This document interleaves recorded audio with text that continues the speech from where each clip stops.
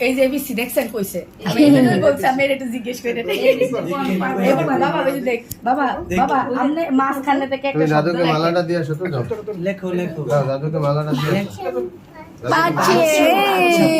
বাবা কি কি লেখছে এবিসি ডি তারপর কি বলো তুমি দাও দিব না তুমি তো G H I J K L M N O P আপনি কে এফ লেখেন দেখবেন যে এই অক্ষরটা ভালো মতোই চিনেন